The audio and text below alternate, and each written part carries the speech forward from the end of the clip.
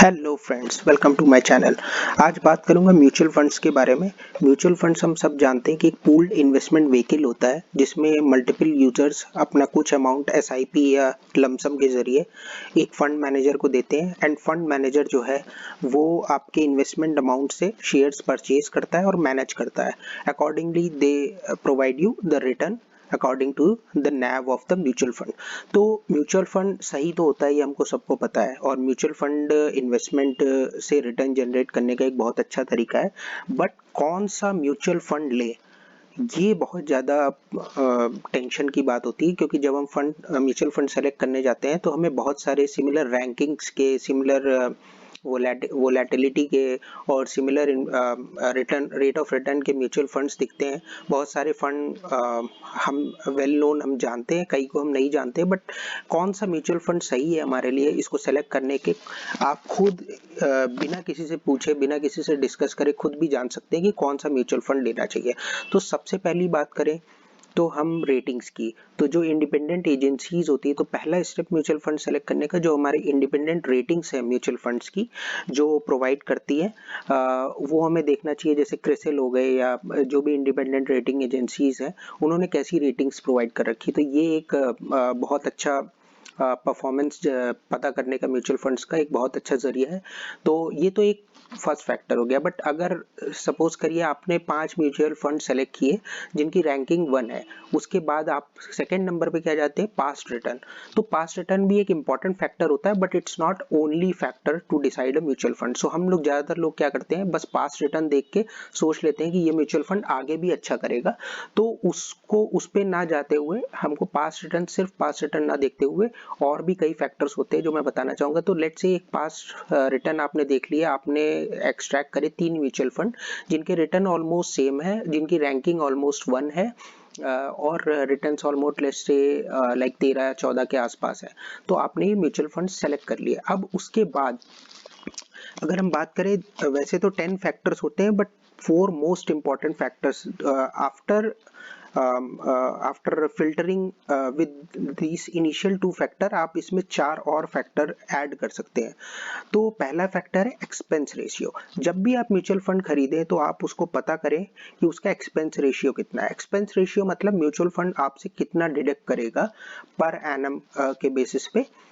तो expense ratio, late से किसी म्यूचुअल फंड का एक्सपेंस, सो सेम रिटर्न के म्यूचुअल फंड है और एक का एक्सपेंस रेशियो 0.25 है, एक का 0.85 है और एक का 1.35 है, तो सबसे महंगा म्यूचुअल फंड हुआ 1.35 वाला, क्योंकि इसका एक्सपेंस रेशियो बहुत ज्यादा है।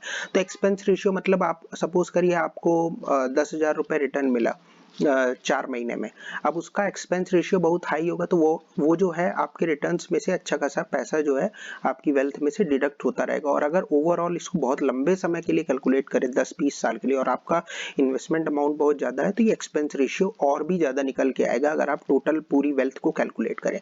तो एक्सपेंस रेशियो जितना कम होगा वही हमारे लिए अच्छा होगा। दूसरा बहुत इंपॉर्टेंट फैक्टर होता है एग्जिट लोड। तो जब भी हम म्यूचुअल फंड खरीदे, हम देख लें उसका एग्जिट लोड क्या है। तो यूजुअली आजकल जो भी म्यूचुअल फंड्स है उसमें यही होता है कि 1 साल के बाद आपका एग्जिट लोड नील हो जाता है। तो ऐसा ही म्यूचुअल फंड ले जिसमें 1 साल बाद एग्जिट लोड नील हो। अदरवाइज क्या होगा कि अगर आप 1 साल बाद जब भी अपने वेल्थ को डिसॉल्व करेंगे या उसको रिडीम करेंगे म्यूचुअल फंड को, तो वो आपसे एक्सपेंस लोड काट लेगा और उसमें भी अच्छा खासा जो चार्ज है वो यूजर से वसूल लिया जाता है। तो एक्सपेंस रेशियो और एग्जिट लोड देखने के बाद, दो क्राइटेरिया देखने के बाद, दो और मोस्ट इंपॉर्टेंट फैक्टर है जो आपको हेल्प करेंगे म्यूचुअल फंड को डिसाइड करने में। पहला फैक्टर है अल्फा, दूसरा फैक्टर है बीटा। अब आप सोचेंगे अल्फा बीटा तो मैथ्स में सुना था, ये म्यूचुअल फंड्स में कहाँ से आ गया। तो मैं आपको इजीली समझाता हूँ, एकदम नॉर्मल जिस भाषा में मैंने समझा है, सीखा है, उसी भाषा में मैं आपको बताता हूँ। तो अल्फा और बीटा आप ऐसे समझ सकते हैं। अल्फा जो आपकी एक तरह से इन्वेस्टमेंट रिटर्न कैलकुलेटर, और बीटा आपका वोलेटिलिटी कैलकुलेटर। तो अल्फा क्या होता है, सपोज करिए आपने एक म्यूचुअल फंड लिया निफ्टी 50 का, निफ्टी 50 का कोई म्यूचुअल फंड लिया, तो निफ्टी 50 का बेंचमार्क क्या होगा, निफ्टी 50 इटसेल्फ।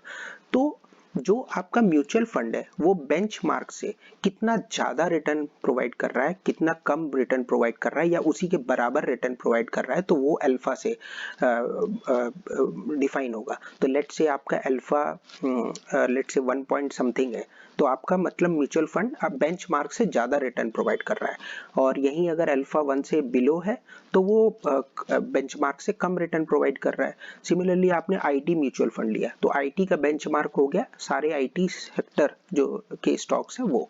तो आपका म्यूचुअल फंड अल्फा क्या डिनोट करेगा, अगर हाई है तो वो बेंचमार्क जो है आपका नॉर्मल जो निफ्टी आईटी इंडेक्स है उससे वो ज़्यादा रिटर्न प्रोवाइड कर रहा है या कम रिटर्न प्रोवाइड कर रहा है। तो अल्फा जितना ज़्यादा होगा उतना ही आपके लिए अच्छा होगा। तो लेट से 4 म्यूचुअल फंड है, उसमें 4 में से 2 का अल्फा किसी एक का अल्फा सबसे ज़्यादा हाई है, तो आप ऐसा म्यूचुअल फंड सेलेक्ट करें जिसका अल्फा हाई हो।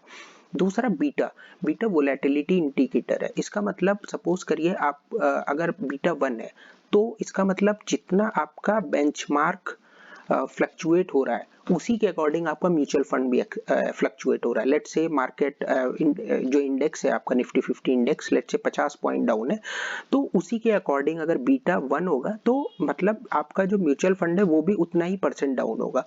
और लेट्स से अगर बीटा हाई है तो इसका मतलब सपोज करिए इंडेक्स या बेंचमार्क इंडेक्स अगर 1% से गिर रहा है तो अगर बीटा हाई है तो इसका मतलब 1 से ज़्यादा % से आपका म्यूचुअल फंड गिर रहा है। तो ऐसे म्यूचुअल फंड में क्यों इन्वेस्ट करना जो बहुत ज़्यादा वोलेटिलिटी दिखा रहे हो, क्योंकि इससे क्या होगा कि अगर आप डेली ट्रैक करते हैं या कोई म्यूचुअल फंड बहुत ज़्यादा वोलेटाइल है तो फिर उसमें आपको रिस्क बहुत ज़्यादा हो जाता है।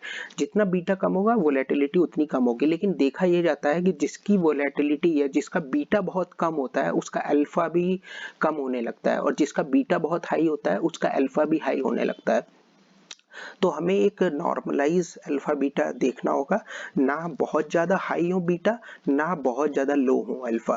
तो अल्फा मतलब 1 पॉइंट समथिंग हो, बीटा 1 पॉइंट समथिंग हो, इस तरह से अगर आप म्यूचुअल फंड सेलेक्ट करते हैं तो आप वो म्यूचुअल फंड रख सकते हैं। तो म्यूचुअल फंड आप जानते हैं डिफरेंट टाइप की स्टॉक मार्केट सेक्टर में निवेश करते हैं। जैसे कुछ म्यूचुअल फंड्स जैसे लार्ज कैप म्यूचुअल फंड है वो कंबाइंड सारे सेक्टर्स के लार्ज कैप स्टॉक्स रखते हैं। तो उनका इंडेक्स क्या हो गया आपका, लेट्स से कोई ब्लू चिप म्यूचुअल फंड है तो उसका हो गया निफ्टी 50 का ब्लू चिप, सारी ब्लू चिप कंपनी का इंडेक्स जो भी आपका वो हो गया बेंचमार्क इंडेक्स हो गया। तो इस तरह से म्यूचुअल फंड डिफरेंट सेक्टर से स्टॉक्स लेके उसमें इन्वेस्ट करते हैं। तो आप एक और चीज ध्यान रखिएगा, कभी भी ऐसे म्यूचुअल फंड्स में इन्वेस्ट ना करिए जो मार्केट ही पूरा वोलेटाइल हो, जिसका सेक्टर ही पूरा वोलेटाइल हो। लेट्स से आपका म्यूचुअल फंड रियल एस्टेट और आपका म्यूचुअल फंड मिनरल मटेरियल्स और इंडस्ट्री एनर्जी में ज़्यादा अगर फोकस्ड है तो ऐसे म्यूचुअल फंड्स को अवॉइड करिए, क्योंकि इनका या आप कह सकते हैं मेटल्स और मेटलर्जी में अगर कोई म्यूचुअल फंड ज़्यादा % रख रहा है तो ऐसे म्यूचुअल फंड्स को हमेशा अवॉइड करना चाहिए। क्यों? क्योंकि ये साइक्लिक होते हैं और इनका रिटर्न भी बहुत कम निकल के आता है ओवरऑल लॉन्ग टर्म में। तो ऐसा म्यूचुअल फंड आप किसी भी म्यूचुअल फंड के पोर्टफोलियो में जाके उसका डिटेल एनालिसिस देख सकते हैं कि किस टाइप के स्टॉक्स ने इसने इन्वेस्ट कर रखा है। तो शुरू के जो 6-7 स्टॉक है वो आप देखिए, उसमें सबसे ज़्यादा इन्वेस्टमेंट होता है। वो जो स्टॉक्स हैं वो अच्छे होने चाहिए और किसी अच्छी इंडस्ट्री से होने चाहिए, किसी अच्छे सेक्टर से होने चाहिए।